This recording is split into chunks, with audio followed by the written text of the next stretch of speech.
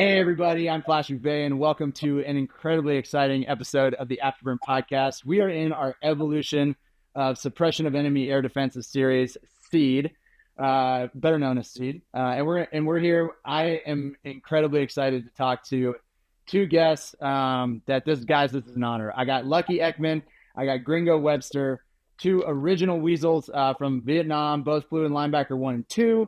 And we're going to hear their stories today as we kick off this series from the start all the way through the future fight, discussing Desert Storm, Allied Force, Iraq the second time. And again, I'm just excited to have these two. So, Lucky, let's go ahead and start with you. Give us a little bit of a rundown on joining the military, your time in Vietnam, and then what you ended up doing throughout your career. Okay. I grew up in an Army family, went to a military high school, and quickly decided I didn't want to be a ground pounder. I wanted to fly. Built every plastic model airplane there ever was. My mom had to dust those things without breaking them. And then I went on to U-Control model airplanes, and I said, I want to go to the Air Force Academy. And so I did. I went to the Air Force Academy and graduated from there. And went to pilot training with a bunch of real sharp folks at Williams Air Force Base. And after that, I got one of the two F-105s directly out of UPT. We were only the third class of UPTers to go directly into the F-105. They had sent previously people into the RF-101 directly, and all five of those guys in that experimental class died with the F-101's pitch-up tendency. So they weren't too sure what was going to happen when they sent us from UPT, but I didn't care. I wanted to fly that big, ugly mother. And so I did. Got my first assignment out of Nellis and went to McConnell. Went in and talked to the wing commander and said, "Send me in, Coach. My assignment squadron was in combat." And I said, "Send me in." And he said, "Oh, no, not so fast." And so they kept me there for 3 months, seasoned me, and sent me to the next TDY squadron, the 562nd. And that probably saved my life because those guys kind of watched out for me, and I had an extra 40 hours a month for those 3 months that it took to get from Nellis to Takli. A combat tour and a half at Takli, TDY first for about 60 missions or so, and then an extended tour, PCS tour, took me up through 153 missions north, through 66, always on the wing, always wanting to be in the lead and having leaders do things to me that I didn't particularly appreciate, but I couldn't get court-martialed because it was a single-place airplane and nobody heard what I was saying. Came back as an instructor at McConnell. Instructed there for about 2.5 years and left McConnell with 1,700 hours in the F-105, about 2,000 hours total flying time after less than 5 years out of the Air Force Academy. And of that, about 650 hours was combat.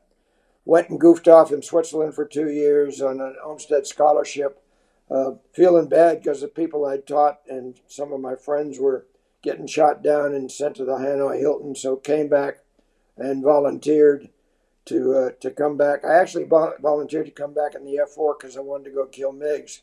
But Ted Reese, my good friend down at the Personnel Center, said, "Oh, no, we got a job for you. We want you to go back as a Weasel." I said, "Yeah, I'll do that."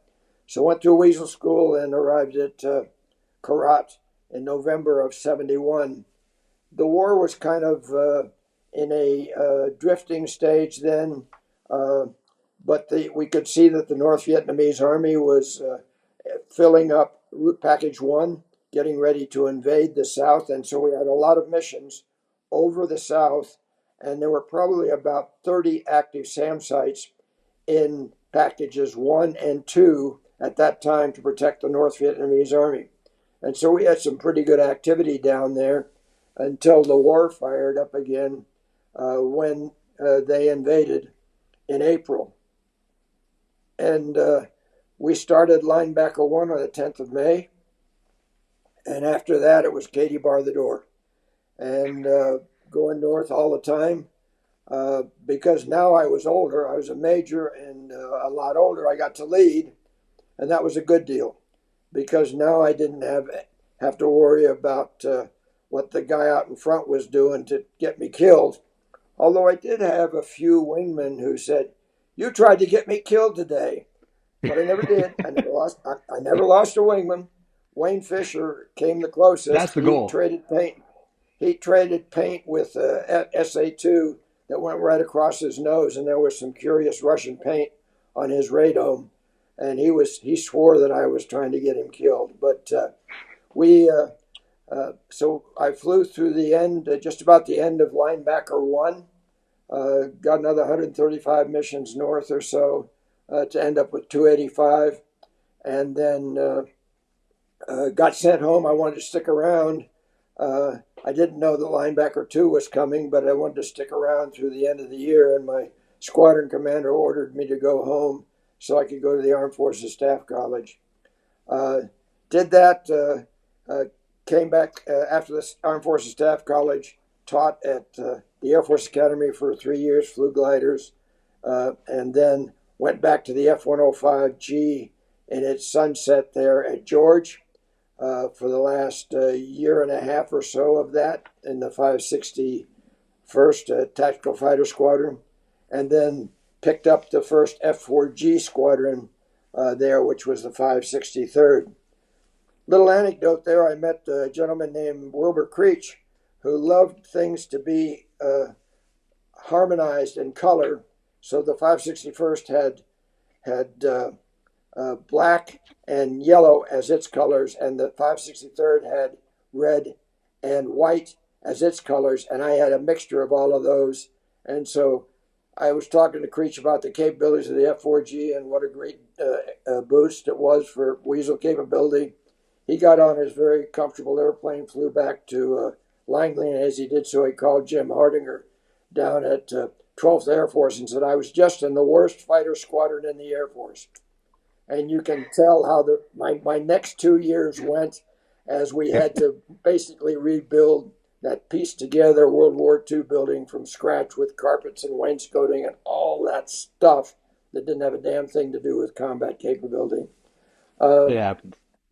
Couple other tours, and including flying with Gringo and weapon system evaluation. After I came out of Saudi Arabia, flew F-5s with the Saudis for a while, and then got to be a part of the world's greatest flying club, shooting missiles all the time down at Tyndall for 3 years. We fired 1,900 missiles and got everybody ready for Desert Storm so the missiles would work.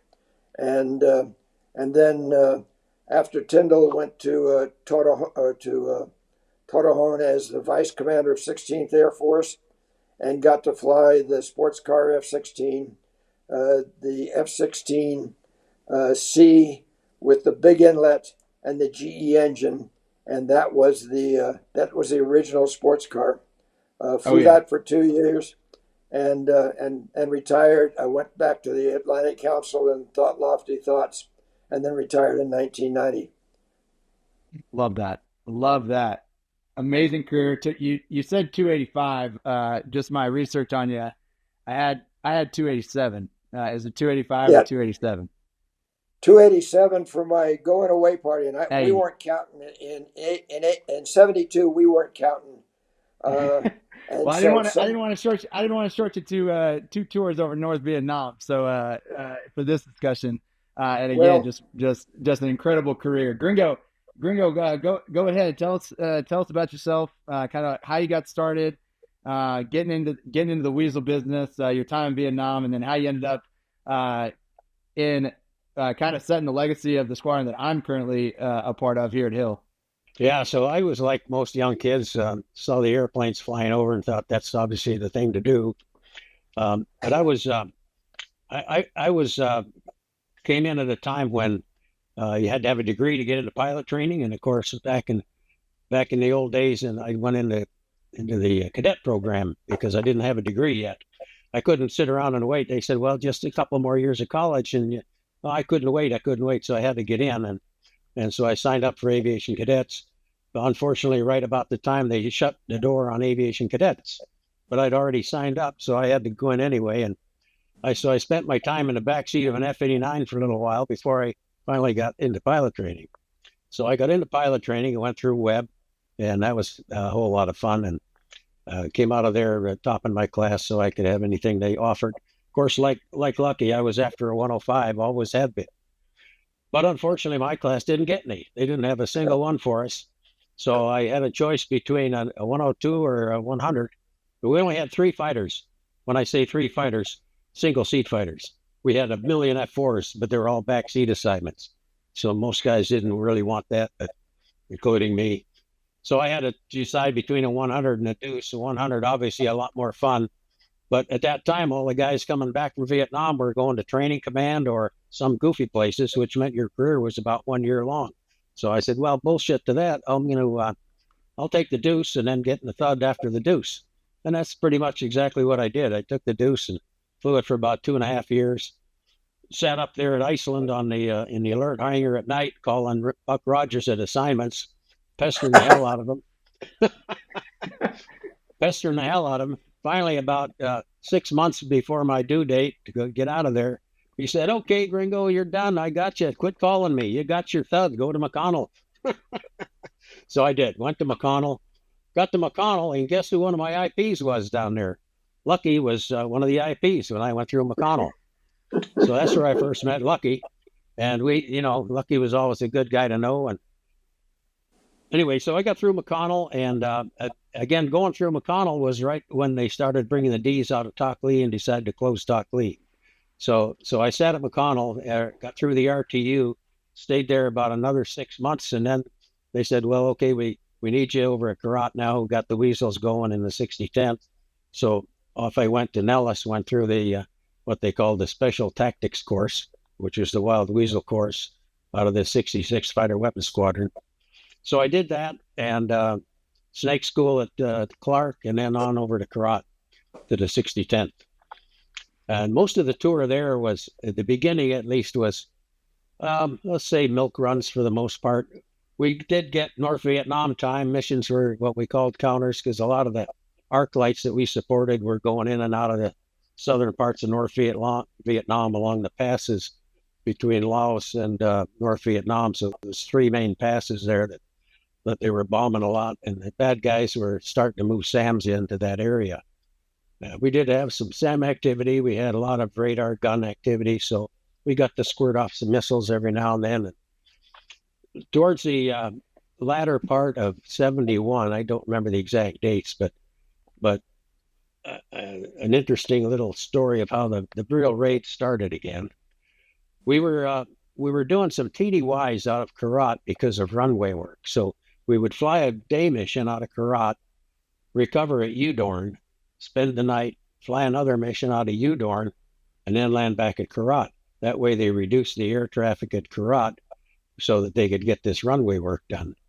So during that time, we landed there. It was nighttime. We were sitting in the bar, having a few beers and unwinding, and our ops officer, a guy named Ken Lyon, came running in. He says, hey, I need a flight of 4 right now. Got to launch tonight. Got to get back to Carrot, turn them around. Got a big mission tomorrow morning. So I need 4 of you guys. Actually, with the Bears, of course, but 4 pilots that haven't been drinking anything. Pick me. So 4 of us raised our hands. Not a single guy in there hadn't been drinking something, but nevertheless, they made me the leader because I was the most sober. And we took a flight of 4, launched off, fully loaded, afterburner, all the way back to Carrot. It's only like a 20-minute flight. So we took off, raised the gear, left the boards out, left the burner cooking, all the way back. By the time we got to high key, we were light enough to land. So we came in and landed and got the 4 on the ground, got them turned around and got briefed up. So the next morning, actually the mission was a night mission, but we prepared for it the next day. And it was the first big strike up north. And I think it was Bai Thong was the target that night. It's an airfield roughly halfway up into North Vietnam. And this was the first, other than the small stuff that we did prior to that, we'd escort recce's running across North Vietnam and do some of that kind of stuff. Occasional small strikes, or what we call the protective reaction strikes, which allowed us to go into the north and go after SAMs and radar control guns. So this was the big one, and we briefed up for it and launched it off. It was a huge strike. Airplanes were coming in from all over the place, all the bases in Thailand. The Navy was involved. It was a huge strike package at nighttime. B-52s were involved. It's the first time they went north. And so it was a chaos, let's just call it. It was pretty much chaos. It was all planned out, but, when you got a few guys start aborting, not making their takeoff times, same with the tankers. And so it was just every man for himself pretty much once it got going. So we got in, got our tankers and hit our tankers and went in there, and it was nighttime, and it was SAMs flying everywhere. The AAA was unbelievable. You could look out the window and get out and walk on it. But the main thing were the SAMs flying around in the middle of the night, and the AAA and all the screaming on guard channel and stuff. It was like, you got to be shitting me.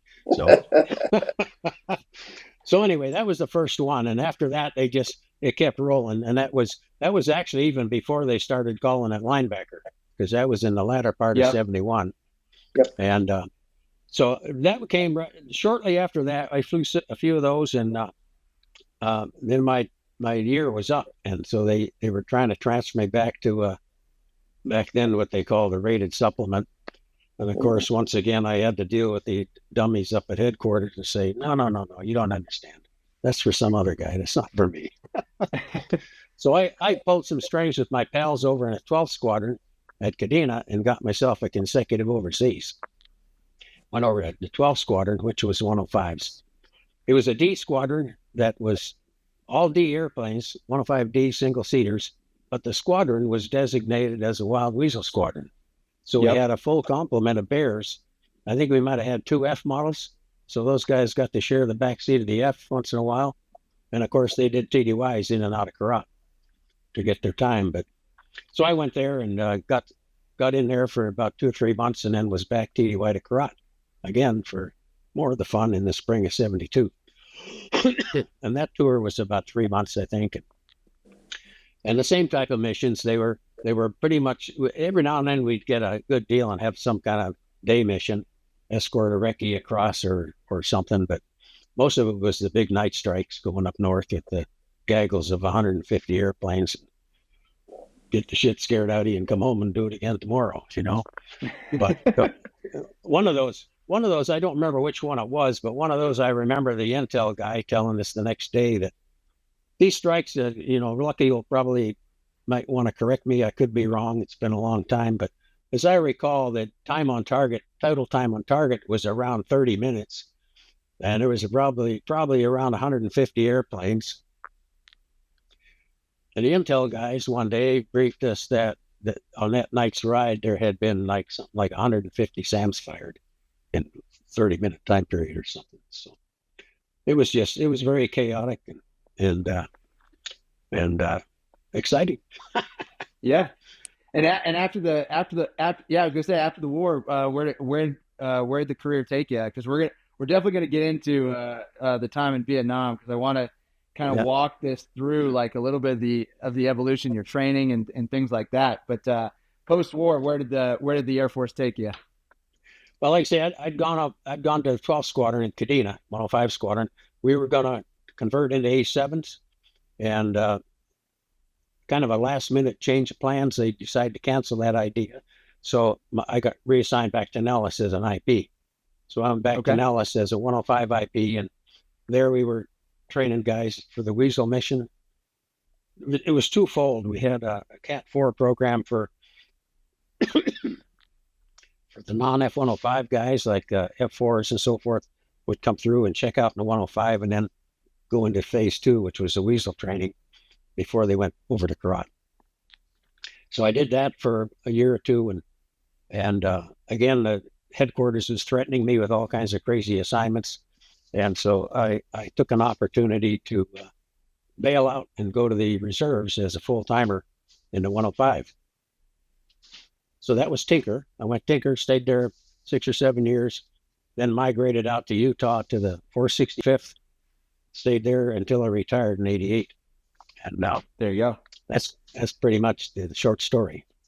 Well, there it is. No, that's awesome. You guys, hell of a career for both of you guys. And again, we kind of, some that's going to be a theme probably throughout this series is different conflicts and things like that. And like, regardless of what we think of these conflicts now with the hindsight of history, is the fact that like I talked to you guys were given a mission to go and do, and you guys did it incredibly well. Is like, and we can talk about what you guys potentially thought of the war in general, but at the same time, it's kind of Mox Nix, if you will, on what you guys outside of just going out and hacking the mission. I'm going to get your guys' thoughts on that. But Lucky, like kind of from the Air Force Academy on to pilot training, you said you've been in the Air Force for like 5 years at the point. What did you know about the Weasel mission before you ever flew it for the very first time? Or did you know anything before you went to actual Weasel school? Yeah, I was at Takli when the first 105 Weasels were deployed, 5 each to Karat and to Takli. And a lot of old friends came in flying those Weasels, and we lost all 5 of the airplanes and 4.5 crews in the first 6 weeks. So they were doing non-Weasel things, strafing trucks and doing other things like that on their Weasel missions because they weren't too sure what being Weasels was, and they hadn't figured out how to do the mission. The guys over at Karat had a better handle on it, and so they kind of broke the code. The guys at Karat in the F-105Fs, the original F-105 Wild Weasels, they broke the code, and actually one of them, a friend Ed Rock, came over from Karat to Takli to resuscitate the Weasel flight that was in my squadron, the 354th, as the other Weasels filled in from the training program back in the States. But so we had a period there in 66, late 66, or early 67, and I had left Karat or Takli in August of 66. But we had a period there where it was very much an even fight between the Weasels and the SAM sites. We were learning how to live with them. The 2 wings there, the 355th at Karat and the 388th at Takli, were taking different tactics. The guys at Takli still wanted to go low. The guys at Karat embraced the pods and went in high. And their Weasels kind of broke the code and taught the rest of the Weasel community how to survive and do the mission. And a lot of those survival lessons trickled down into the schoolhouse then at Nellis. So, yeah, I was there as we lost those 5 Weasels and those 4.5 crews. And so I saw enough of that to say, I'm not sure that's a survivable mission. But of course, the guys at Karat figured out how to survive it. Leo Thorsness and Merle Deflin and Billy Sparks and some of those illustrious fighter pilots figured out how to make it work. And so by the time I came back to the Weasel in 71, going through Nellis and then going over there, the tactics were pretty well established. We had the long-reach AGM-78. We had ALQ-105 pods mounted above the bomb bay doors, and so we didn't have to waste a station on a jamming pod. And so we were much better prepared to do the Weasel mission as envisioned there at the schoolhouse. I got to say one thing, though, and that is the schoolhouse, having gone to too many memorial services and read too many loss reports on Weasels getting shot down, that they were teaching standoff. As you and I, Flash, talked about it, standoff is great if you can do it and if it'll work. But, and so that's what I tried to do initially. But it turned out that the geometry of the SA-2 versus its target and the Weasel's place in that is to be somewhere between the SA-2 site and its target, and that means you don't really stand off. And I learned that one day when I was supporting a Navy strike. I was on the west side, Navy's coming in from the Gulf, And we didn't see a damn thing because of all the jamming, because of all the Navy jamming. And they lost 2 to Sam's. And I said, well, this ain't working.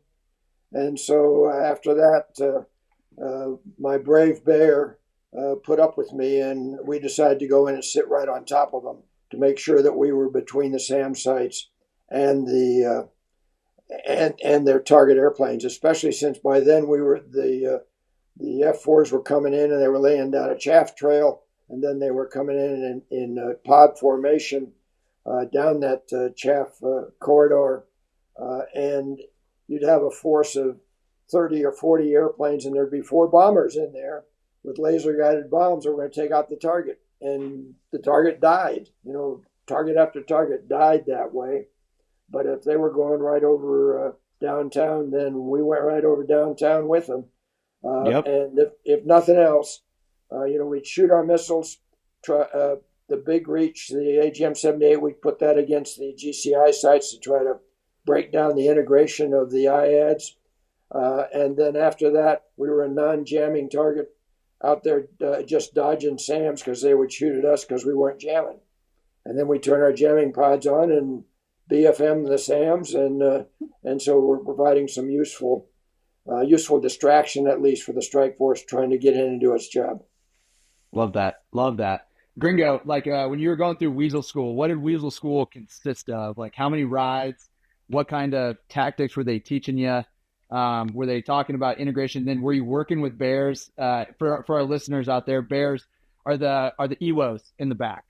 So when we kind of talk about Jack Donovan, Alan Lamb, so Alan Lamb is the overall pilot. Jack Donovan, the EWO. Lucky, please hold. I want to hear Lucky's thoughts on we'll hear your thoughts on that here in a minute. But you got the EWOs in the back, and the Weasel history of taking EWOs from Stratcom, putting them in the back seat of a fighter, telling them what the Weasel mission is going to be about, and Jack Donovan famously saying, "You're going to put me in the back seat of this airplane with this crazy ass fighter. We're going to go out there and dodge SAMs. You got to be shitting me." And there is the moniker at that point. But so Gringo, when you're going through Weasel School, how many rides that consist of? Kind of some of the tactics. Were you integrated with bears at that point, or what kind of systems did you have on the airplane when you were going through Weasel School originally? Yeah, the Weasel School was, again, it's been 50 or so years ago, so I might be off on some of the numbers. Hey, you're a sharp man, my friend. As I recall, it was, maybe 4 to 5, 6 weeks long, something like that. And yep. I don't recall the exact number of rides. They would usually try to pair up pilots and pairs at the school and then send them over together. When I went through, there was about 5 or 6 of us pilots, and there was 0 bears in our school, in our particular class. So we flew our missions with the instructor bears right there out of Nellis, which is probably good for us because we weren't dealing with some new guy that didn't know what the hell was going on. We had the old heads that, probably made it a lot better for us as pilots going through that course. All the famous guys were there teaching us: Tom Cody, Billy Sparks, Norm Powell, all those guys. and I mean, they were worth their weight in gold, just the stuff they would teach you. And so the missions were a hell of a lot of fun. The comparison from the standard TAC 4-ship, go to the range, dive, rocket, skip, and strafe every day, that was a lot of fun, but it was very orchestrated and very, disciplined and orchestrated might be the best descriptions. It didn't leave a lot of room for any kind of free thinking or free tactics or anything like that. Yeah. So, but the Weasel was completely different. We flew as 2 ships all the time. You might take off as 4, but once you get up there, it was 2 ships. I don't remember ever having a 4-ship of Weasels being Weasels. So that made it real easy. You're more flexible, fluid. Each pilot, even though you had a flight lead and a wingy, you pretty much were doing your own thing. Even the wingman was given a lot of latitude on taking care of business. So the missions at Nellis, the way they taught them, were just a hell of a lot of fun. We'd go out to the ranges at Nellis, had all the simulators out there. They had the SA2, the fire can, the fan song, had all that stuff out there, all the typical indications you'd get out of the real ones. I guess they probably were real ones that had been dragged out there. Maybe so. They're still there. They're still there, by the way. We're still fighting SA2s in the Nellis range. Oh yeah. Yeah.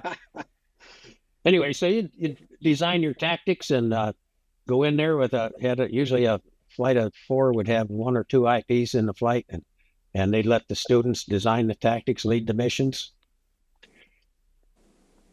Back at McConnell or any other TAC school, students leading the mission, that's another, you got to be shitting me, Yeah. So anyway, that's kind of one of the differences. It was free flowing, and you got to design your tactics and learn from the old heads there, and so the school itself was a hell of a lot of fun. Since we didn't have any bears in our class, we go ahead. Do you have a question? No, I do. I don't want to cut you off, but like, that's right. The tactics you're talking about, like free flowing kind of tactics development, like, were there at the time, was there some kind of vetted, cemented tactics that you guys had learned or came out of the original Wild Weasel program? Some of the Iron Hand stuff had already occurred. Had you guys been given like a left and right bound of tactics, or were you guys truly making it up at this time? I would say a mixture of both, because some of the basics and the understanding of how the SAMs worked, that was the teaching. And then how do you get yourself, like Lucky was saying, the whole idea was to get yourself in between the target and the SAM site. Now figuring that out was the tough part, because the SAM sites, they weren't fixed and stationary. They were on the move all the time. There were a few that were fixed sites, but not too often. Most of them were moving around at night, and they'd pop up a different place the next day. So that finding them was the tricky part. And so our tactic was to try to get ourselves in between the target airplane, either if at 4 strike flight or B-52s or a recce or whoever it is, to try to protect him by being in between him and the SAMs. So that was a basic idea of it. Now, so each mission and each target geometry and topography is all different, and so you would design your tactics around those variables to try to be successful in protecting the target guys, the strike guys. So we had a wide variety of those kinds of missions to do going through the school.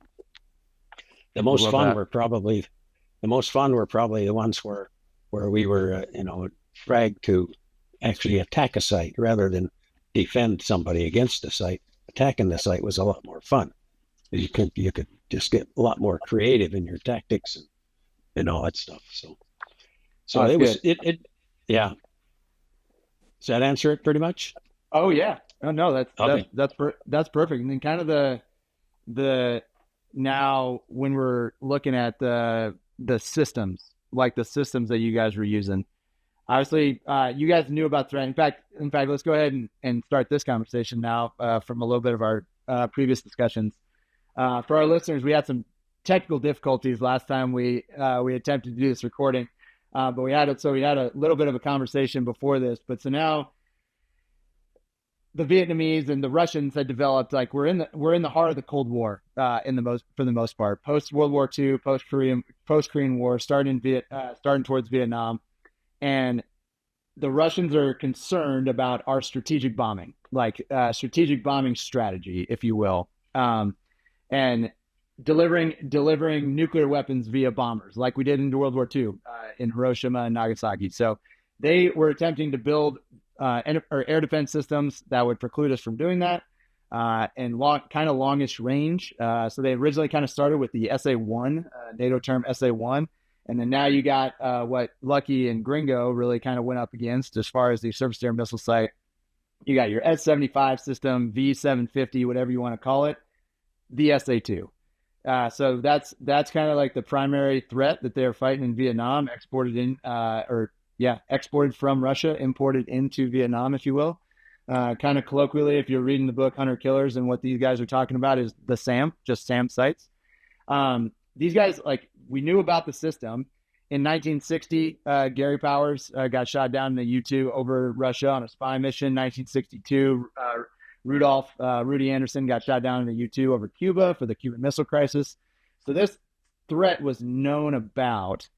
And now when we're going into Vietnam, we knew, like, you guys knew that the Vietnamese had this and the military did. And now they're trying to figure out, at the start of the war, it was kind of verboten, if you will, to actually attack these sites for a lot of reasons. One, don't kill the Russians and piss them off, because it was expected that the Russian operators, I'm getting head nods from Lucky, so I'm getting the verbal affirmation that I need that my history is correct on this. But so originally not going in and deliberately destroying the SAM sites, but then on 24 July 1965, that all changed. F4 gets shot down by an SA2, and now the gloves are off. As like you said, Katie barred the door. Like, we are going in, and this is okay now.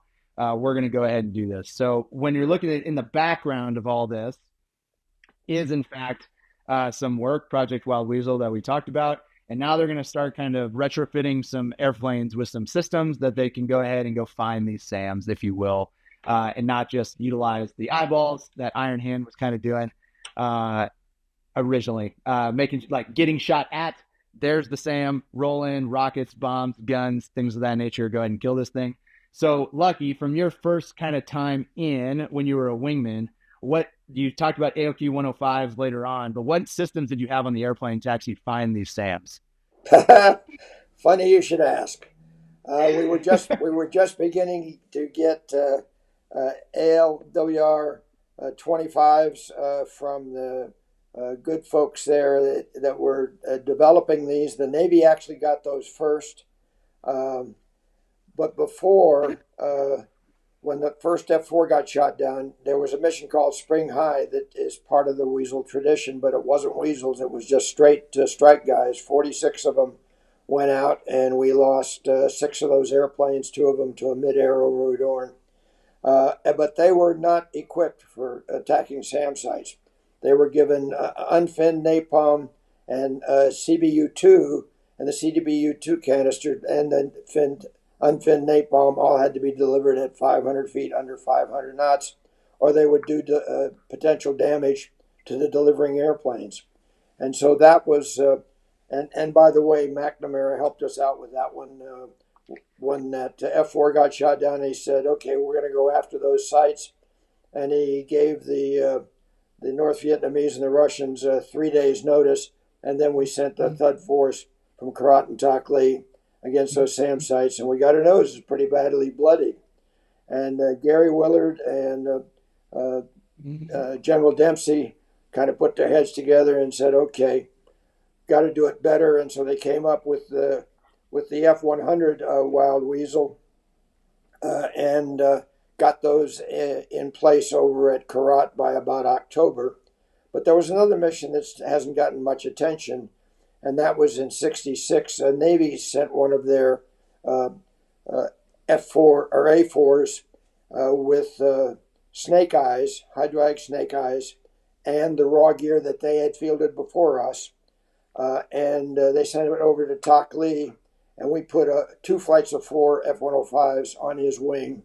And with that very rudimentary raw gear, he could find the SAM site and home in on it and drop his snake eyes. Well, snake eyes were about the same as the CBU-2, and the unfinned napalm had to be delivered at low altitude and not above 500 knots, not a challenge for an A4. But so Skip Powers went in over that first SAM site, directly over it to mark it with his snake eyes, and he got absolutely shredded by the AAA surrounding that SAM site.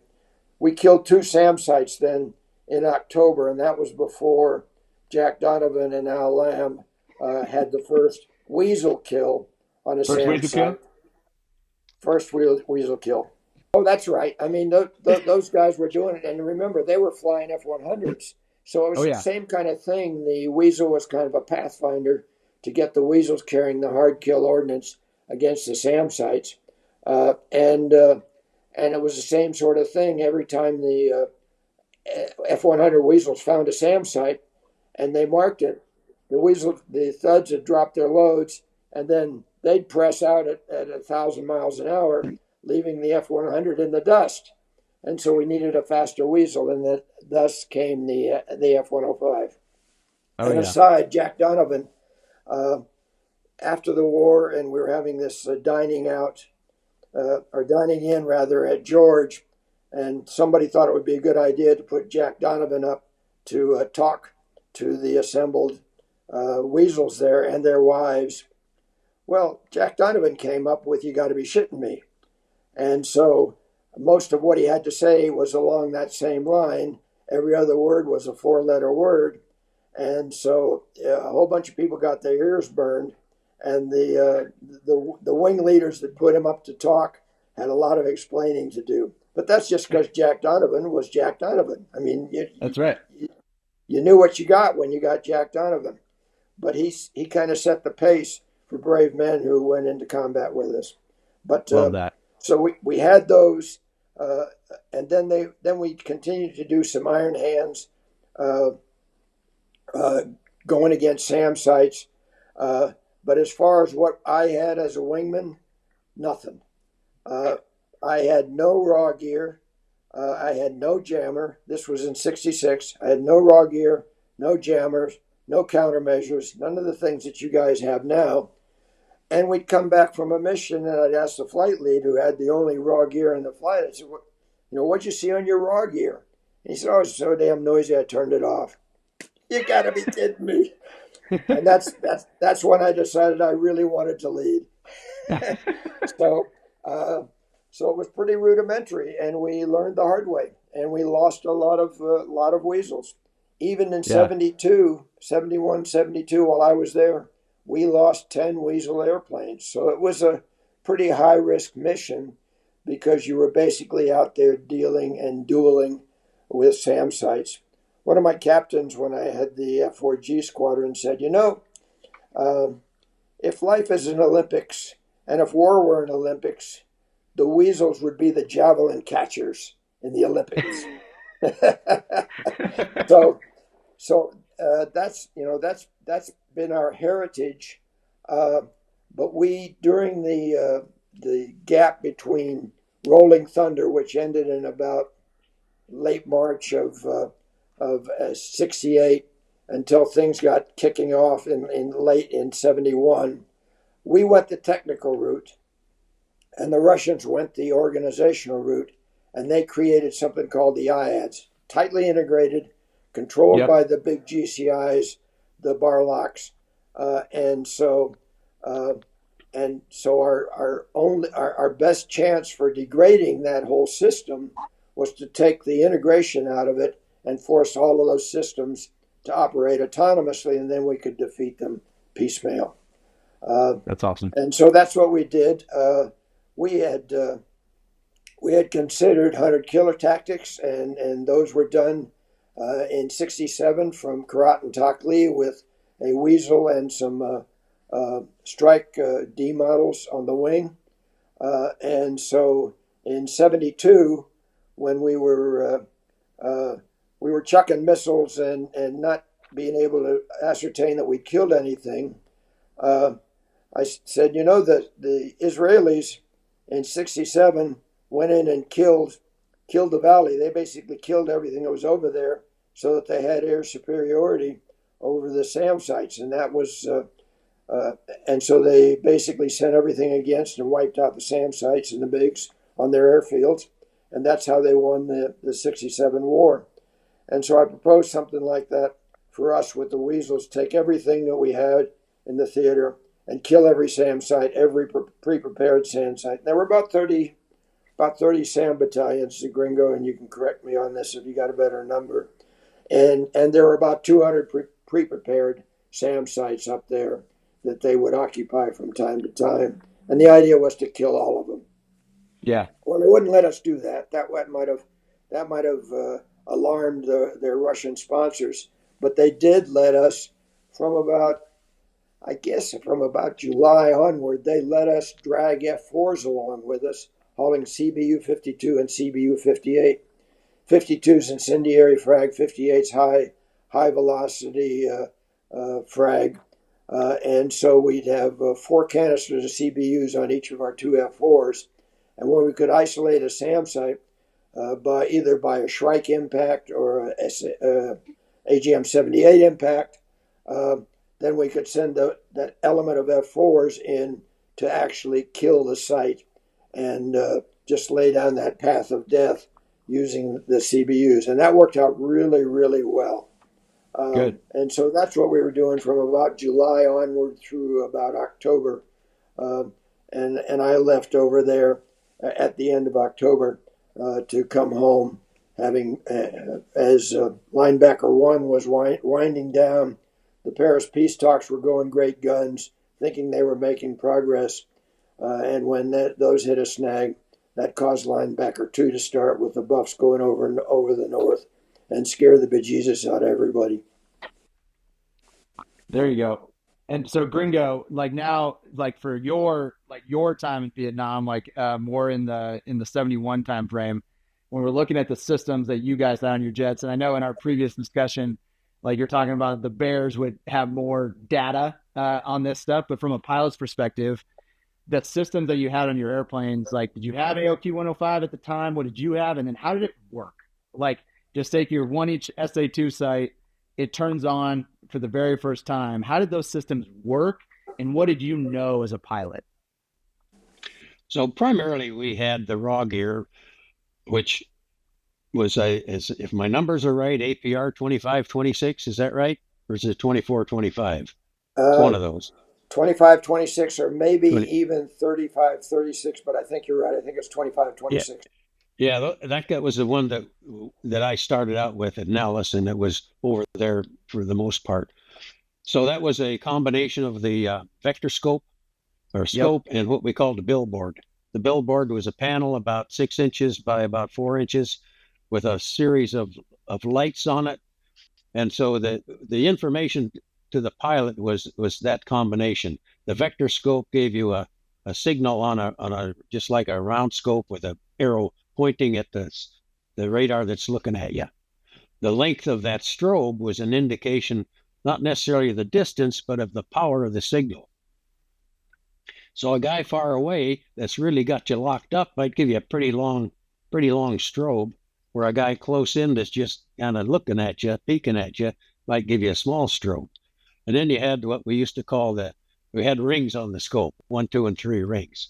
So the typical thing was the 3-ringer was the YG BSM one they didn't want to deal with, but because he's a big, powerful signal looking at you. So that was on the scope. And then on the billboard, that you kind of correlated the two, because the billboard was a series of lights that told you what type of radar was looking at you.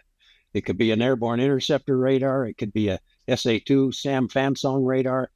It could be a fire can, which is the radar guided guns. I think even the Barlock GCIs was on there. And it might have been some more, but those are the main ones I can remember. And so that was kind of what you looked at, and to see what's looking at you. Now, the third input you had was in your headset, kind of like with the Sidewinders and so forth. You had a headset that gave you tones that was also telling you what kind of a radar is looking at you and what status it was in. So we had the status of the radar was also a big deal, because the radar might be just looking at you, painting you. That's okay. We don't care. They're just looking around. If he's focusing on you, then you get the 2 or 3 ringer. He's actually looking at you. But, that's semi-okay. But if he does that long enough, you're going to poke a shrike down his nose, And if you got the ranges right, you're not going to sit by and just let that happen. You're going to give him a "How are you today?" notice. And then you had the curlers, the one that got so long it curled around. So he was like right there, focused, locked up, ready to go. And then on the panels, getting back to the light panels, you had an activity light and a launch light. So what that was telling you was if you got a radar looking at you, the activity light meant he's now not only got the radar on you, but now he's got a second radio signal that's going to be the one that guides the fins that controls the missile that's going to hit you. So that's the activity light. He's got his guidance radar going now. And then the launch light meant he was actually giving guidance signals. So what that tells us is the missile is in the air and it's being guided. And so that's the launch light. And so when you're cruising along and the typical standard sequence would be you first get a tickle, then you get a strobe, then on your headset, you get the tone of the radar, and that tone elevates in frequency, low PRF to high PRF, because one of the things they had to do before launch and guidance, the radar had to go into a high PRF, which is for the listeners, it's a pulse recurrence frequency that puts the radar in a more sensitive and more accurate mode of hanging on to its target. So you listen to all of that sequence would be you first get the signal, you get the low tone, then you get the IPRF, then you get activity, then you get launch. And so that's the classic standard sequence. So anywhere during that sequence, as a Weasel pilot, you got the opportunity to shoot a Shrike or an AGM-78 standard arm at them, and you'd need a signal that you felt was going to be there long enough for this thing to work. Just a quick look at you on the radar, you're not going to be squirting missiles off. But so that was kind of the gear we had. Now in the back seat, the guy in the back, to back up just a minute, the AGM-78, I don't remember us dealing with that very much at all at Nellis going through school because it was kind of new. The airplane hadn't been modded for that. In fact, if I remember right, there was only around 14 or 15 airplanes that were ever modified to handle this AGM-78. All the other airplanes were Shrike-only airplanes. So that started becoming more prevalent as I was at Karat. We started getting more of those in, and more of the airplanes started being able to handle them. Same thing with the blister pods, the ALQ-105 blister pods. They're basically jammers. They came along and kind of. Yep. We okay? No, you're good. I got APR, the APRs and the AOQs mixed up. The AOQ is the jammer, not the finder and fixer, if you will. Apologies. Okay. Yeah. So they came along kind of with the AGM-78 about the same time. That's when we started calling them G models instead of F models, and so that started. We used those at. I don't think I ever used an AGM-78 at Nellis or carried one, but we did. They showed up at Karat later on, during 71. So so in the cockpit, asking what you have in the cockpit, you got all those indicators I was talking about. Around scope, the billboard, you got the headset, and then you got the fourth one, which is the bear telling you what's going on based on what he's seeing back there. Because he had a great big panel. What was that? The ALQ 133 or something? Something like that. It was great big panel. It was a big long, and he saw these signals dancing around, and that was his job to figure all that stuff out. And he actually had to use that stuff for us to use the AGM-78 because he had to correlate the radar signals to make sure that what I was seeing on a vector scope was the same thing. You could have one radar looking at you. You could have another radar that's giving you guidance signals on a missile, for example. It didn't have to be the same radar. So the bear's job was to correlate that, make sure we're dealing with one site. It's one system doing that. When you had all that came together, then he could flip a switch and it fed it all to the missile. In the front seat, I get a green light that says missile ready. And then I go, boom, hit the pickle button, and off that baby goes. And it was a monster when it fell off the wing and lit up. You got to be it fell off the wing before it lit, and then it lit, and you're flying up the tailpipe of a rocket. It just goes, and so it was good for 40 miles max range on it supposedly. And if you're looking straight at a guy, you could use it at that range. But usually, if it's off one side or the other, you try to get the airplane around because you don't want to have the missile have to spend a lot of time in some big sweeping turn. If you could bend the airplane around and get closer to them, at least within, say, 30, 40, 45 degrees, something like that, the missile is going to be a lot more effective. So that's kind of how we would use it. We try to get aimed at them before letting it go, even though it had the capability to turn and guide. Yeah. So they had all that going on. And, me personally, when we went into those, when we started going up there with those missions at night with all those SAMs everywhere, I would usually my game plan was hopefully get a good signal early on so I could launch that 78. Not only is it a better missile, but it gets rid of about 1,500 pounds off the airplane. So you don't deal with that weight anymore. That's, it's like dropping a full drop tank, getting rid of all that weight. So I'd be primed for that one and get a decent signal, lose that first, and then use the Shrikes after that. That was me. And if you came back on a mission with an AGM-78 still aboard, and your computed final approach speed at Karat going into the bathtub at the end of the runway, at the north end of the runway there, was about 216 knots. Yeah. But the tire failure speed was about 205 knots. Drag chute failure speed was 200 knots. And so you were coming down final pretty smoky. And so it was a good idea to shoot that if you could at a valid target. I fired about 35 or 40 of those and about 70 or 80 shrikes in my time there. I didn't see any sense if Uncle Sam had paid the price of getting all that stuff up there. No sense bringing it home. There was one day when I was an air spare up over the Gulf of Tonkin, and it turned out to be a MiG day, and they would sometimes alternate between MiGs and SAMs. And so you got GCI calls all over the place and no SAMs. And so I drop off the tanker, and I've got the 78, and I'm up there halfway between Hainan Island and the coast of Vietnam. And I said, well, let's go shoot. And so I turned in and put the afterburner in, got up 26,000 feet, 0.95 Mach.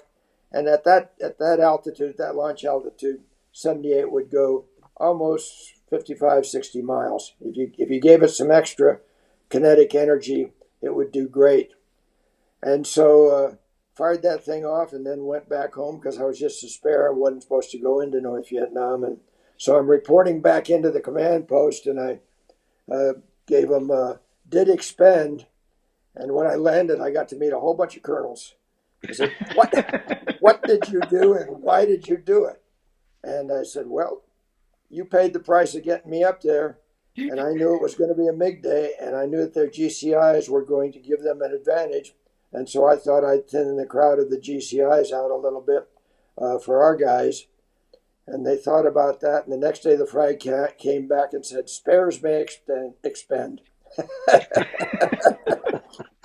So, and that kind of gets to the point that we knew when we were learning daily how to do our job. And so it wasn't really within the purview or the capability of folks down in Saigon to tell us how to do our job. And that's what I liked about being a Weasel.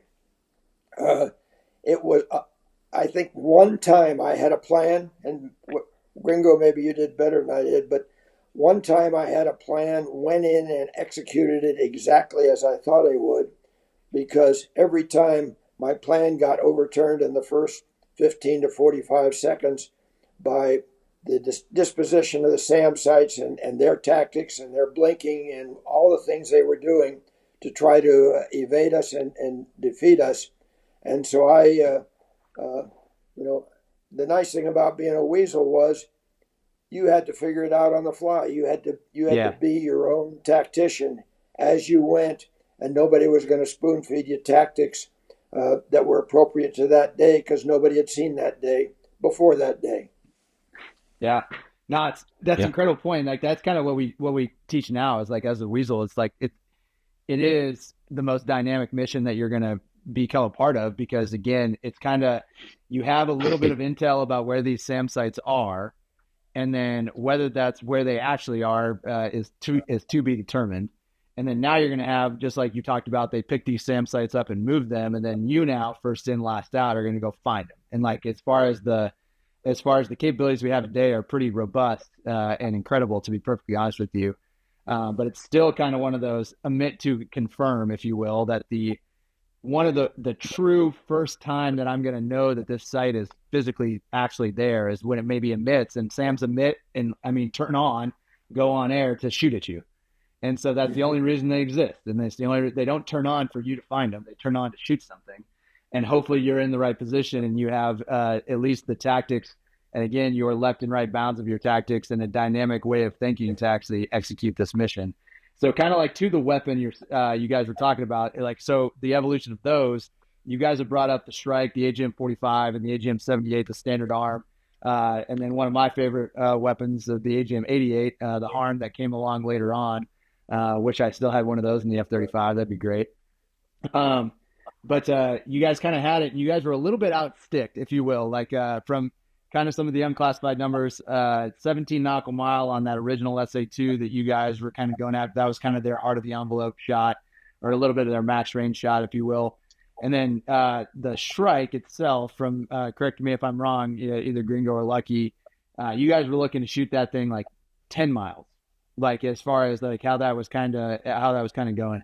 Talk to me about, yeah, like you brought up, Leo Thorsness came up with the Shrike toss to be able to get a little bit of extra range on that thing, but the SA2 had the stick. So talk to me about the weapon. So I'll have Lucky talk about the 45, Gringo talk to me about the 78. Like as far as just like what you guys had to do to get that weapon to hit a target. So Leo Thorsness came up with two things: a very long-range Shrike shot, which meant probably that the Shrike was ballistic and stupid at the end of that flight. But he would go in about 20, 25, 30,000 feet on the Mach, pull up 30 degrees, and toss that sucker. And so he was getting, at least ballistically, 25 to 30 mile range out of a Shrike. Now, what that Shrike was doing in its final flight stage may not have been terribly effective, but it was suppressive. It got the bad guys' attention. We found out afterwards that they could see our Shrike launches on their radars, and so it gave us a much wider fan of potential impact of where we could put our Shrikes, and so that's what Leo came up with, so later on in the war, we did a lot of preemptive firing of Shrikes. You know, we knew there were SAM sites out there in front of us somewhere, and as the strike force is getting in closer to the SAM sites, where we have less reactive time, we would preemptively put a Shrike in the air to basically keep their heads down. They would know from their ground observers and from some of their GCI that there was a Shrike in the air, and that would make them all go into a defensive crouch. And so if we could buy 30 seconds of defensive crouch from the whole IADS, that was another 5 or 6 miles closer to the target that our bomb-laden airplanes could get as they were coming in this charge of the Light Brigade down the path of the chaff trail. You know, you talk about first in, last out. I didn't do that. Because I developed a tactic to go right in and jump in the middle of them, I had to stay fast to survive. And so Billy Sparks famously had a 59-minute vulnerability period there of suppressing SAMs. So he really was first in and last out for a whole bunch of folks. But I'd go in there at 550 knots, spend a lot of time in Afterburner, and I thought I was doing my job if I could get the strike force to the target and to release its bombs. And then after that, they could dodge SAMs as well or even better than I could.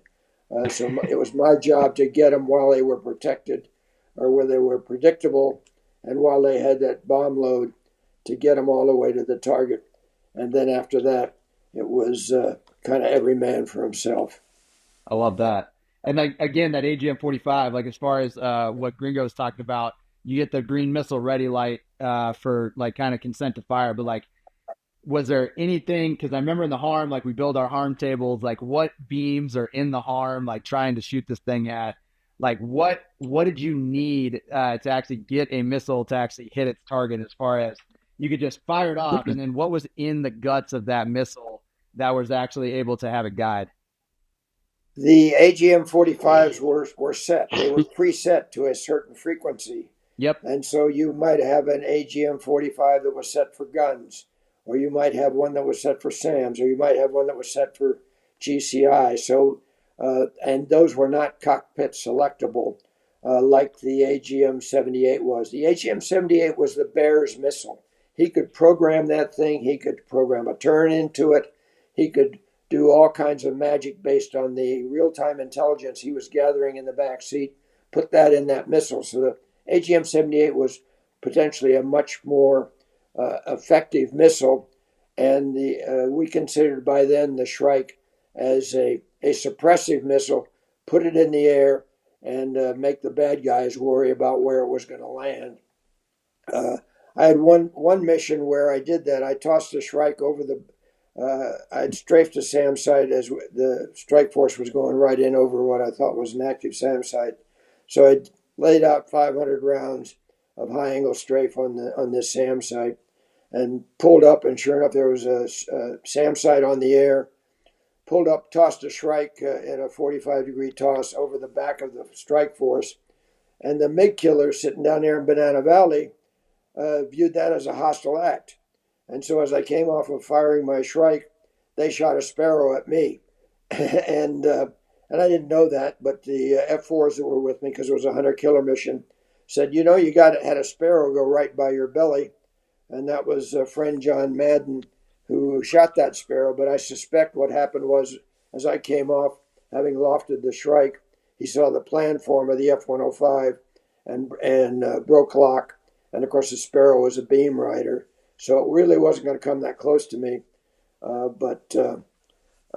You could occasionally do something that would be interpreted as a hostile act. I shot one AGM-78 head on to an egressing strike force, and one of my good friends from McConnell said it hot-nosed him as they were coming out, and I was shooting over their heads at the 78 with the 78 at something that was behind them, opposing them.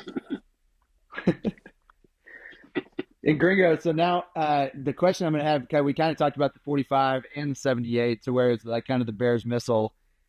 Like when you're coming in, you're now going over to Vietnam for the first time, and then you guys are there's going to be, I have about three big topics I kind of want to talk to you guys about. But like now when you're kind of going out on a typical mission, how much did you know about the threat environment? Did you guys have pretty good essay about where the SAMs were? You talked about that there's 200 prepared sites, kind of that they would put these things with the number of the SAMs that they actually had. But when you guys would go out there and you had intel support, were they generally correct? Did you guys have high essay about where some of these sites were? Or Gringo, kind of tell us about how surprised were you when these SAMs would come up for the very first time? Oh, we had sites that were marked on the map they would be active part of the time and non-active part of the time. So those are the sites we paid attention to. Any given day, you didn't know which ones were going to be active, but you knew based on your target and where you're going, which ones you're going to pay attention to. You might have a series of them on your way in and out, the ones you're going to pay attention to at certain points in the flight. But you never knew from day to day which ones would be active or wouldn't be. And you had those, and then you also had mobile ones. They'd drive them around under the trees and pop up in funny places. We had I forget exactly where it was, but Lucky might remember a guy named Grover Poole. Did you ever run into him? Oh yeah, yeah. Well, Grover Poole. Well, so Grover, we were running these night missions, and Grover got up there 2 or 3 nights in a row, and a SAM would come up on him. A SAM signal would come up and rattle his cage and give him a 3-ringer and scare the hell out of him. By the time he'd get turned around, it'd be off the air and he couldn't find it. And he told us that story about 2 or 3 days in a row. And it was all happening in one little area. And so we got to where everybody's kind of wanting to go to that area and find that thing and kill it, And so we named the place Groversville. And so one night, one of the guys was up there in Groversville, got active, popped up, and he had a 78 with him. And it was relatively close, and he just bent it around and dropped that 78 in on him and silenced it. We never heard from that place again. And so as far as who's active and who's not, you just never knew, because Groversville was not on anybody's map. It just popped up out of nowhere, Yeah. And the 78 could win a duel, a head-on with a SAM site. The 78 was fast enough that it could outrun the SAM that they just shot at you. And that was something the Shrike could not do. Yeah. Yeah. So the intel was pretty good, because we knew, the intel guys kept a good handle on where all these things were based on all the inputs from all the various flights coming and going. And so I think the intel was pretty good, but the bad guys were very flexible. They'd move from site to site and activate this one, then that one. They were also very flexible in understanding what the Wild Weasels were. They knew who we were. They knew when we were up there. And if we were up there, they stayed off the air. A lot of times they'd just go quiet and you wouldn't hear them at all. And that sometimes I was up escorting an F4 one day up through the north, and had the RF was on a route taking his pictures, and he had a flak suppression F4 flight. And then we had two Weasels, myself and another fellow out of McConnell over there at TDY from the 61st. And so we were escorting. We'd spread ourselves out. We didn't know we knew there might be some sites around the area. So we were staggered out, one up front, one trailing a little bit, trying to give this guy decent coverage as he made his run through there. And on this particular day, the tactics of the bad guys was very evident because we were cruising along, and like Lucky said, I was one of those guys that always kept the mock up, never slow down or, speed is life. Because the rookie guys would drill along at about 420 knots with their cameras running. I always wondered, how the hell did they survive doing that? But they did, most of them. And anyway, this guy, same thing, straight and level, drilling along over North Vietnam, straight and level, 420 knots, maybe around 8,000 or 10,000 feet, something like that. Well, I'm going about 550 or 500, just cruising, making weaves and trying to stay in a place where what might work. So we're about halfway through the run where I don't know if he'd even got to the place he was going to take pictures of yet at any point. So out of nowhere, 3 ringers, activity launch, all at once. There it is, activity launch. I call out to everybody, launch light, take it down. It's no time to start thinking about things at that point. It's time to save your ass. So anyway, I roll it over head for the dirt. I see the F4, the flak suppressors, roll it over head for the dirt. The Ricky guy, he's just drilling right along, maintaining his straight and level 420 knots. And I wondered, what the hell's the matter with that guy? The next time I look up, a SAM has hit him. He's exploded. Before that, there's already been 2 or 3 SAMs go off in the vicinity. One of them nailed him dead center, blew the hell out of him. We thought they're gone. We couldn't see any parachutes. Turned up that the 2 guys actually ended up in the Hilton. They got picked up and got taken away. But we didn't see any of that. Couldn't see parachutes or anything, just a big fireball and then, impact dust cloud on the ground where it hit. So, but it just illustrated that the bad guys knew we were there, and if they're going to use it, they're going to be real quick. They're not going to expose themselves, give us time to get turned around and line up on them and find them based on the radar stuff. They weren't going to let that happen. And a lot of times they would just stay off the air if we were up there. And unless and a lot of those nights when, like I say, the one night they counted 150 SAMs, most of those aren't even guided. They were shooting those things unguided most of the time because they were afraid to turn on the radars. So and that's what they did during Linebacker 2 from the guys that were there. They would put the missile in the air and then try to pick it up and acquire it in the final stages of flight as the B-52s rolled into their turn, and there was no time for the Weasels to react and put anything on them. Yeah. Now, when you guys would see that, like, because you guys now, I guess that brings up another question. Like, when you guys are developing tactics and you guys are kind of iterating over time, so is the enemy. And the fact that you guys are the fact that you guys are physically present is disruption and disruption in and of itself, suppression, if you will, in and of itself. But now, like, when they're coming up with different tactics to kind of counter your guys' effectiveness, is if they would do that and you would get like the last little bit of radiation, if they are in fact going to try to command guide this or command dead it at an altitude, if you will, where you were able to then put a missile onto that site, like before it would shut down, kind of what you guys are talking about. And if you couldn't, would the missile do anything towards that site, or would you just see it one time, never see it again? Maybe they got their target and then it would go away forever. Or what did you guys do after those types of shots? Lucky, go ahead. Yeah, they used a shoot and scoot tactic. Any firing missile site, except for a couple of those right around Hanoi, would pack up and move immediately after they took a shot because they knew that located their position. Yeah, I spent the night before every mission going over the latest giant scale photography. The SR-71s would come down from Kadena to make a run, and the T-39 would bring the results of that photography in.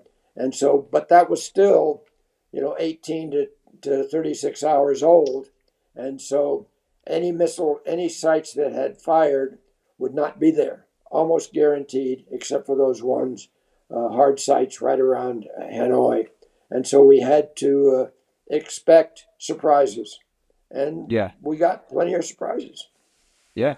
And then Gringo, kind of what we've talked about before is you guys had these SAMs, and would you notice, because again, we're talking about just over history, as you guys kind of went from the first SA2 shots at the beginning of the war to the SA2 shots at the end of the war. Obviously hard to track the number of missiles that were actually shot, but by all accounts, we're talking like a 12.7% hit rate of these missiles. Like 12% of the missiles that were shot would actually find home. And then towards the end of the war, whether you guys read this type of thing or not, as I'm reading my history stuff to be a decent weasel, is towards the end of the war, it was a 1%. Like 1% of missiles would find something. But did you notice, Gringo, that some of these SAM shots, because we've talked about it before, would actually be kind of an effect to get you down into the AAA? Because 88% of the shoot downs in Vietnam were from AAA. So when you look at some of these, would you see that? And then what were you? Talk to me about what scared Gringo more, the SA2 or the AAA? Oh, I think the SA2 that you can't see scares you more. Okay. You know, there's nobody likes to fly at nighttime because it's just a pain in the ass. Like my old IP used to tell me, my old IP used to say, flying at night's just like in the day, except you can't see.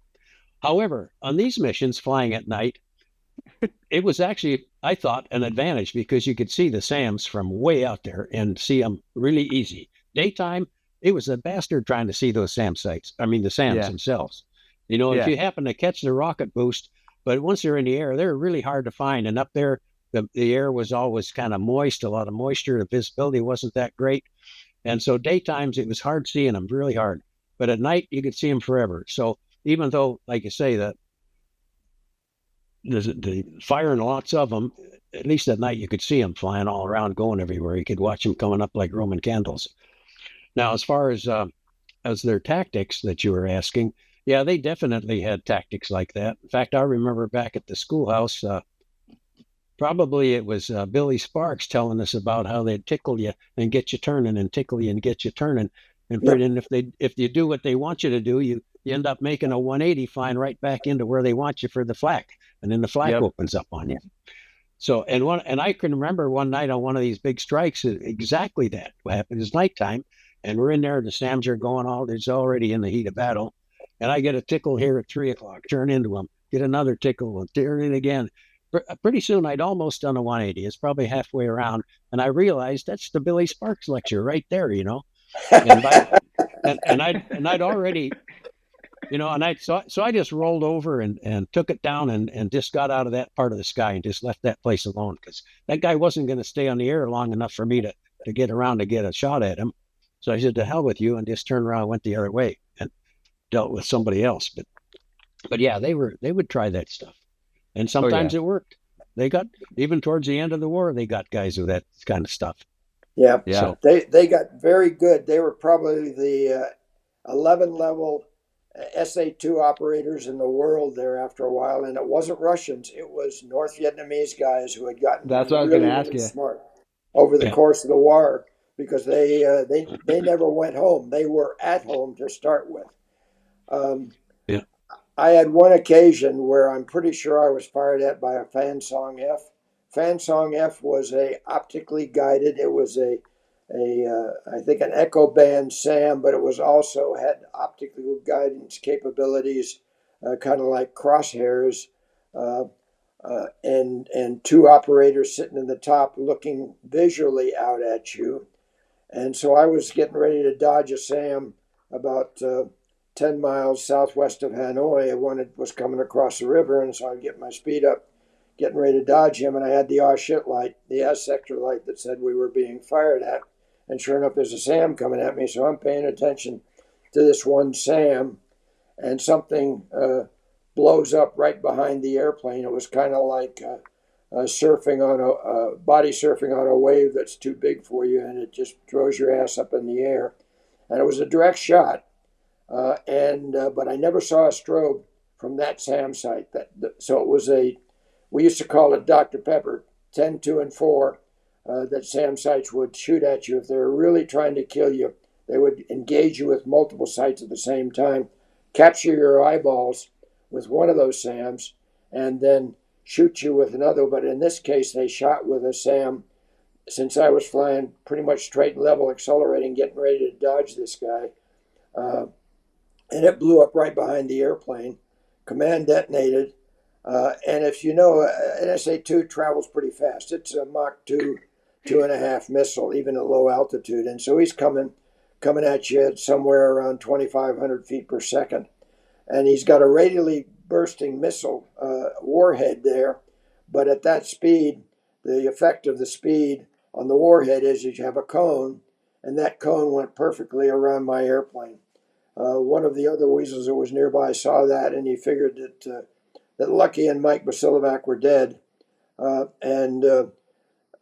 happened afterwards was it lifted the tail of the airplane and I rolled upside down, and thereby dodging the missile that I had seen before. And now I'm heading down for the dirt in the Hanoi Delta, Red River Delta. But I've lost my hydraulics. I've lost utility hydraulics, and so I've got no nozzles, no afterburner, and I'm crawling out of the Red River Valley at about 350 knots. Meanwhile, the bear's in the back seat, and he's saying, "Give me the 78, give me the 78. I'm going to program a turn and kill that son of a bitch." And I said, "Hey, Mike, all of that stuff is gone. I'm just trying to keep us alive till we can fight another day." Oh, Yeah. man. Hey, question Yep. for you. Like, so when you guys on a typical mission, like, okay, so then you going in and you've met first contact with the enemy. The first SAM comes on air, maybe shoots at you, maybe doesn't, shoots at somebody. In minutes from first contact with the enemy, about how much gas in time did you guys have? Because you guys were talking about insane speeds for relatively afterburner all the time. So once you made first contact with the enemy, were you 5 minutes, 10 minutes, 15 minutes, 20 minutes to bingo? Or what was like the typical time from first contact that you guys need to get the hell out? Yes. Well, those big missions, they went pretty fast. I'd say 5 minutes maybe. Your bingo Yeah. to getting the hell out of there. Because Yeah. that's a long time when you're twisting and turning and pulling G's and lighting the burner and dodging SAMs, and especially at night, worrying about where the hell the ground is. Glance at your gauges once in a while and see where you are. One night I was doing that, and I better see where I am. I looked at the gauges, and there I am, about 30 or 40 degree nosedive, 1.2, heading for the dirt, SAM going overhead. So I pulled out a burner and coasted out at supersonic, get the hell out of there. But yeah, once you lit up the cooker, you already used gas getting there. You hit the tanker over to Laos somewhere. You use some gas getting there. By the time you get there, externals are almost dry, if not dry. And then you start doing a little yanking and banking and burner cooking, and you're out of gas pretty fast. And so, yeah, I'd say maybe of that high stress active time, 5 minutes max, I'd say. But then you're wanting to get out of there because you're getting bingo. You're ready to go. Yeah, I agree. I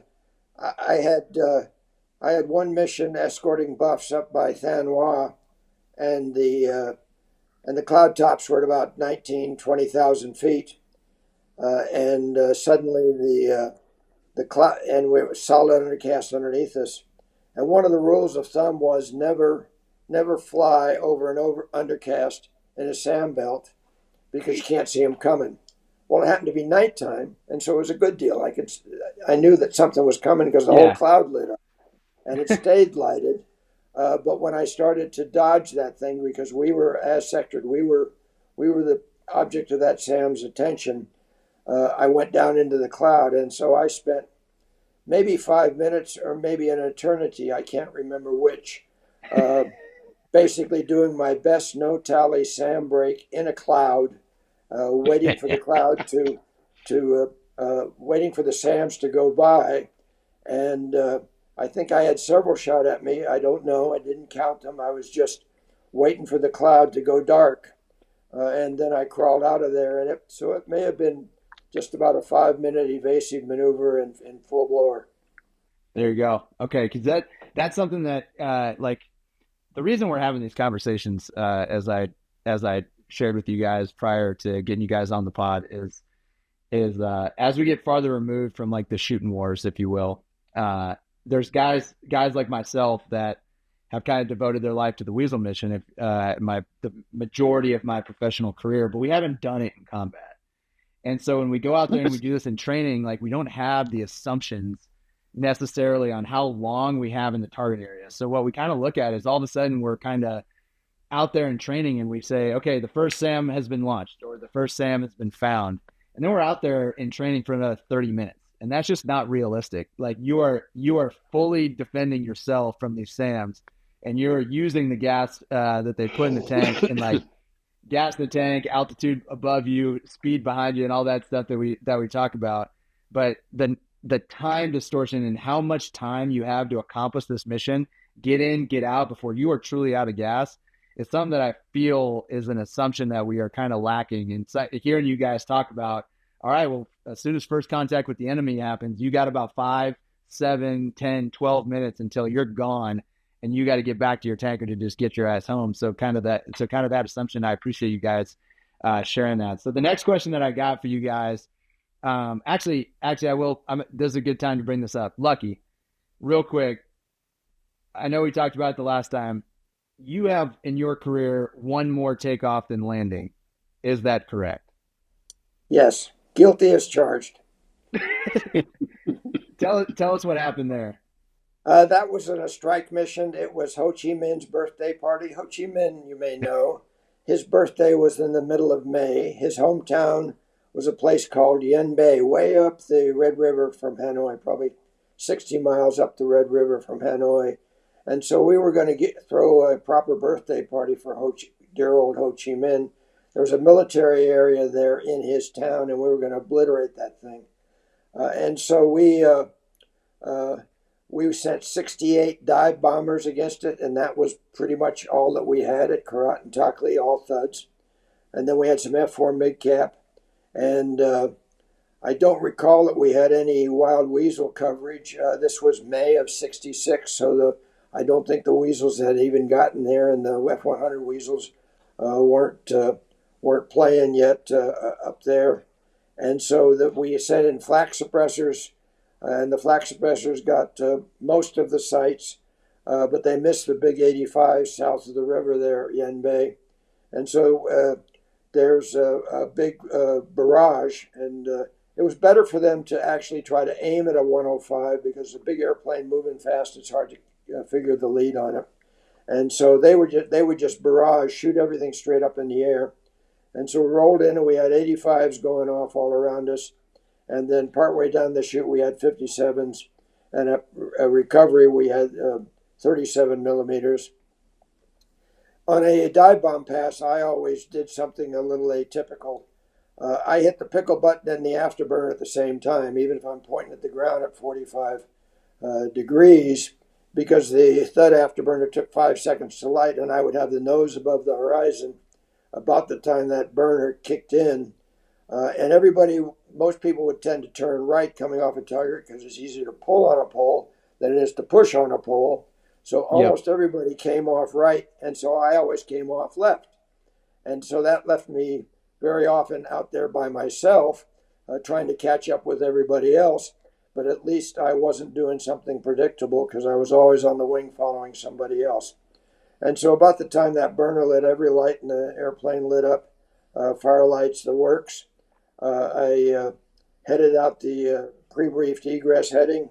The ops officer, who was my leader, rolled over and came up onto my wing. He said, "Hey, you're burning pretty good there." And I said, "Yeah, thanks a lot."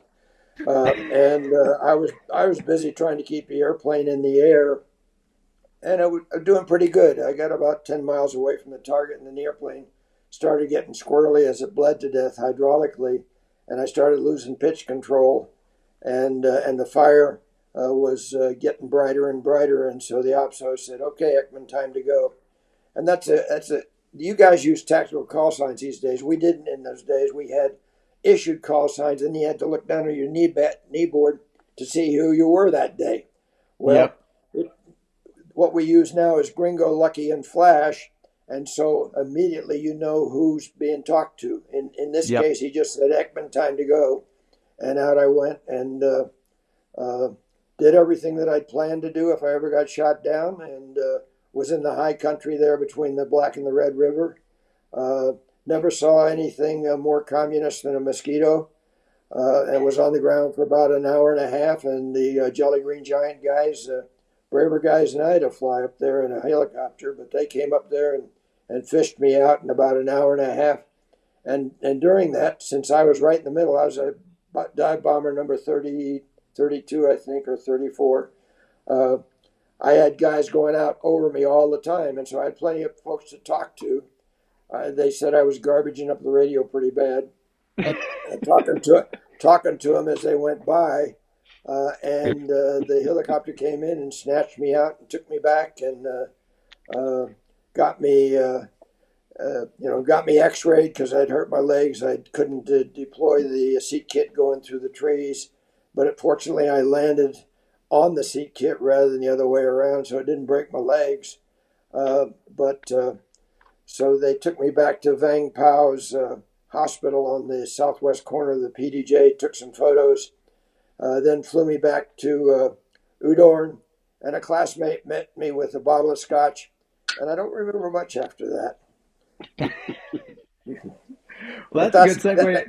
That's a good segue as well, because that's my next question about, like, when you guys were there, like deployed ops is a time in and of itself. But when you guys were there, in between the flying times, what were the conversations like in the bar and the squadron or anything like that? Gringo, kind of with you, and then Lucky, over to you. Like, what were those conversations like, if you can recall? Or, like, would you guys tell stories? Would you talk tactics? Would you talk about home? Like, what was it like in the bar talking weaseling, if you will? If you could share any of those stories, I know I would, and I'm sure our listeners would appreciate it. That's a tough one to answer. There's obviously the usual amount of money. Or just don't. You can make it. Most of it's X-rated, so. Yeah, right. But there's always as it usually is. There's always a regular amount of Monday morning quarterbacking. You know, every fighter pilot up there is the best in the world, and the rest of them are a bunch of dumbasses. That just seems to be the way the breed is. So there was all that kind of talk, and I don't know. It's everything. I don't think we got obsessed with all that tactic stuff at the bar. I think the bar was more for Heineken time more than anything else. Yeah, and that's the thing, right? It's like, because you guys, it'd kind of be an escape in those high stress scenarios. Because, I mean, you guys were in the thick of it, and coming back and kind of continually talking about it. And I'll ask a question here later on, but continuing to talk about it probably wasn't what you guys wanted to do. Lucky, anything as far as like talking weaseling or memories from in between flying over there? Some of the best tidbits of information would come at the bar. Yeah. For example, Tom Cody one time saw a SAM that was painted a different color, and he thought it might be a Chinese SAM. And so we kind of talked about things that we saw up there that surprised us. I remember one day, Tom's coming up to relieve me, and I've just been on station for the first vulnerability period. And I said, "Hey, Tom, no sweat. It's MiG day. Don't have to worry." And so he went in and got the shit shot out of him by the SAMs. And so we had a little bit of a debrief at the bar, and he said, "What do you mean, big day, you sucker?" But oh man, no, it was intense, and both times I was there. A war will get under your skin and become your obsession if you're not careful, especially after you've been at it for a while. And that's why guys like Leo Thorsness and Merle Deathlefson did things that none of us would consider doing as a conscious act, because you just get so wrapped up, or Billy Sparks for that matter, or some of the others who did remarkable things. So we had to order people to go to Bangkok for 5 days of R&R, every 25 days. This was in the strike period. In the Weasel period, not so much, but there was still some of that. My squadron commander, Ed Rock, looked at me one day, and I was coughing and, just being an average gnarly fighter pilot. And he said, "You don't look so good." And I said, "Well, thanks a lot, boss. You don't look so good either." And he said, "Go see the flight surgeon." And I said, I don't want to go see the flight surgeon. And he said, "You're going to see the flight surgeon. You're off the flying schedule, so you might as well." I said, "Oh, okay." So I went to see the flight surgeon. I had walking pneumonia. Flight surgeon tossed my ass in the hospital for a week to get me healthy. And so you got to watch out for each other in a combat situation, because the stresses and the physical loads of flying combat will affect people differently, and they will. Everybody has a limit, and you'll find those limits in strange times. Yeah. Well, we're kind of getting towards the end of our discussion here. Kind of want to talk to as far as the kind of spirit of the Wild Weasel, if you will, and kind of the culture. When you look at some of the missions, specialized missions over history, when you're talking Sandies and Misty Facts and things like that, and then you got the Weasels themselves, like Gringo, followed by Lucky. As far as your guys' what is, in your opinion, kind of what is the culture, the mindset of being a Weasel, a support asset by trade, never the mission, but obviously a support? What would you say is kind of the mindset of a good Weasel as you're going in, if you will? Oh, gee, that's a tough one. I guess it's you understand what your role is, and your role is to protect the strikers. So it's kind of like, I guess, if you were playing football, it'd be like being a blocker for the running back, because you're there to make sure he gets through and scores. So in doing that, I think the Weasels were a pretty proud bunch. First of all, the whole 105 world was a pretty proud bunch. Yep. For the most part, all volunteers. Very few guys ended up in the 105 that didn't want to be there. Then I think the Weasels took it to the next level because of guys like Billy Sparks and Lucky and Cody and all those guys that kind of set the standards. So everybody had a very proud, attitude of what they were doing. Our old squadron commander, the first one I had at the 6010th when I first got there, he liked to get up at the Friday nights and holler and scream about Weasels are 10 feet tall. So that was the common motto in that squadron was Weasels are 10 feet tall. Anyway, it was just good. It was very positive, probably the best, strongest, fighter organization you could hope to be in. Yeah, I agree. And then kind of maybe a better way to phrase the question is as you've looked back across your Air Force career and your life, and as you sit in your house that I see with F-16s and all kinds of things, and your shirt and all that in the background, is what did being a Weasel mean to you specifically? That was the best fighter mission I ever flew. And I got to fly all of them, air to ground, Weasel, air to air in the Wessup. Most of my time in the F-16 was clean dogfighting, BFM, one-on-one, or ACM, or even DACT. And so, and those were all great missions. Flying fighters is special, is really special. And it's a special bunch of folks that strap those things on. But a friend, Bob Hall, who was my roommate for a while, and he sold me his bicycle when he left Karat. He said, our mission is sacred. We are there to keep our comrades alive and get them to the target and help them do their job. So in a sense, we were in the same fraternity as the guys who flew the Jolly Greens, who plucked me out of that jungle that time. But we're there to save American lives, and to do what we can to protect the people who are doing the very, very hard job. Parenthetically, I'd say, when as a striker, going after the same targets day after day, and very often they were we'd have a vulnerability period on a target that was 2 weeks long. You can strike this target 3 times in this 2-week period. That's the way the instructions came down from the White House and the uh, field marshals on Pennsylvania Avenue, and they would tell us, "You're going to do this and you're going to do this." That was kind of like the charge of the Light Brigade. You just do or die and into the valley of death, and one more time, and this shit's getting old. But being a Weasel was special because then you were doing something to keep our people alive and to help them do their jobs. And so it was you were doing something for your fellow F-105 or F-4 warriors. Didn't matter what they were flying. You were trying to keep American guys alive to do the job and bring hurts to the bad guys. And so it was as simple as that. And I think it kind of morphed into a little bit of a religion.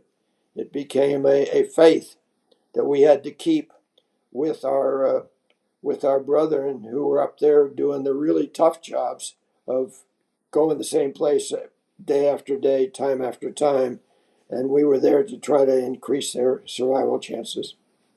Nice. And kind of the last thing, Gringo, and then, or actually, we'll go Lucky, then Gringo, and then any last words that you guys got. But Lucky, what would you say to, myself as a guy who still wears a uniform in a reserve capacity? I wear a specific patch on my left shoulder, and then a majority of the time I'm wearing a Weasel patch on my on another shoulder. And kind of today's Weasels, if you were to look back either at 24, 25, 26-year-old Lucky, or if you were standing in front of some Weasels today, what would you say to those guys about the mission, about the culture, or just how to be a good Weasel, if you will? What would you say to those guys? I would say everything that you've learned up to this point about flying a fighter is background. It's prologue to what you will do when you go to war. And when you go to war, you have to bring your A game, and you have to be prepared to adapt and continually adapt to the changing tactical situation of what the bad guys are presenting in terms of their defenses. I think that will be even more so in the case of going against a peer adversary like China or even Russia. We're going to have to be really flexible. I think the current terminology is agile. We've got to be agile tactically, mentally, in terms of our equipment. We have to be adaptive. We have to think out of the box, which is probably not going to make us terribly popular with some of our leaders, but that's what we have to do to get the job done. And once you're engaged in combat, it really doesn't matter that much whether your leaders love you or not. What matters is what you're doing to protect the people that are flying beside you. Love that. Gringo, what would you say to some Weasels today, looking back on your career with all that you've done? Yeah, I think the Weasel business today, I really don't know what it is today, but I suspect it's very, very different than what Lucky and I did. Yeah, I think the equipment has changed so much in the 50 years that I doubt it's even close to what we did. However, I think it's something to be very proud of, to be, number one, to be selected to get into the system, because when we did it, not everybody could get into that program. You were pretty much hand-selected and hand-picked. A lot of the guys that went through the 105 school, not everyone went that route. Certain people were selected. Like in my case, they just said, you're going to go be a Weasel, And so I think understanding that it's a really elite group, understanding you're part of that, and you need to keep the standard up and appreciate what an honor it is to be part of that outfit. Yep. The very first Lucky said it best. He covered Weasels, all the bases. The very first F-105 Weasels had a criteria of 1,000 hours as an F-105 driver before they could go to Weasel school. Those were the first. And Gringo, I apologize. We missed the tail end of that last comment. I think it's important. Well, I was just gonna say it's hard to comment to add to what Lucky has said. He's pretty much covered the bases. Oh, well, that's yeah. Well, we got it. So kind of finishing this up, guys. Again, thank you so much for your time. The stories are incredible. It's one of those where this is a thrill for me to get to talk to you guys. We've been trying to put it together. We did it once, ran it back, and to do it again. I had when I first got into being the Weasel business, if you will. I had a weapons officer tell me, it's like there's not very many people or platforms that get to wear a patch that's been around since the 60s, and only a specific group of people get to wear that patch. And you said every time you put that patch on, remember what it stands for. That you either earn that patch, but the biggest thing is that the people that went before you earned it themselves, and they pass it down to you. So the legacy of being a Weasel is incredibly important to me, and it's because of you guys. So I thank you very much for what you guys did for kind of starting this evolution as we go forward. The Steed mission is obviously a critical enabler to everything we do for air superiority and air power on what we do. The current fight, it is a little different, but some of the things that you guys are talking about and all the conversations that we have had, it's just finding and fixing the SAMs and making them go away for the guys that are trying to get to the target. That's it. So the exact same things that you were overall trying to do and the effect you guys were trying to drive is the same effect that I'm trying to drive today in the event that I was called upon to actually do the Weasel mission in combat. So the things that you guys started are still taught. So when you're saying that it's going to be incredibly different, I would like to tell you guys that concepts from when you guys were hacking the Mish are still being taught and are still a part of the culture and are still a part of the tactics. Getting between the threat and the protected entity is something that I preach every single day, making sure that you're there and not just standing off and doing all that. So with that, again, guys, I just thank you. And we'll kind of close this out with last words. We'll go Gringo first. Gringo, I'm going to ask a quick question. What is the best way to kill a SAM? Drop 1,000-pounder on his head.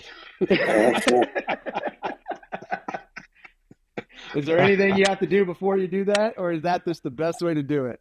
That's the best way. If you can find them and see them, you put a strike on them. Yeah, the missiles work, but the missiles are more suppression than they are damage, reality-wise. But if suppression works, I mean, that's the name of the game. If you keep them pulling the plug, then you're winning. There you go. Lucky, how about you? You got to kill. You can't be a Weasel and just play patty cake. You got to go in there and kill something. My favorite weapon was the CBU 52-58 combination that we had with our hunter killers, because 52 was incendiary frag, 58 was high velocity frag, and you'd lay down a pattern about the size of a football field and a half, and nothing would live inside that. But the important thing is to make it a very poor career choice for one of the bad guys to be a SAM operator. There you go. Well, thank you guys so much. And then the last thing that I'm going to kind of call out is, we talked about it. We laughed, we joked a little bit throughout this entire thing, told stories that you guys were kind of fond of and joking, but at the same time, it's never lost on me, and you guys talked about it yourselves, that not all Weasels made it home. So kind of the things that we had is like those that were killed in action, still missing in action, the POWs that were there for 4, 5, 6, 7 years. That's another thing that was impressed upon me putting on the Weasel patch, is understanding that there are people that died wearing that patch executing this mission, and we never forget them. So that's the last thing that I kind of want to close this on with you guys. Any other last words before we close this out? And again, thank you guys so much for your time. Gringo, over to you. Last words. No, you've covered it all. Thanks, Flash. It was fun. I will never forget one of the bravest men I ever met, Mike Basilovac. He was my bear from Weasel School, and we flew together I happened to be in Bangkok on a R&R, and he was flying with the ops officer. When they got bagged, he had a good parachute, came down. The Hanoi Hilton guard said that he was in better place than the ops officer, and he never showed up. He was carried as died in captivity. Bravest man I ever knew. Every time had my tail between my legs and I'm getting ready to just try to save our asses, he wants to go fight.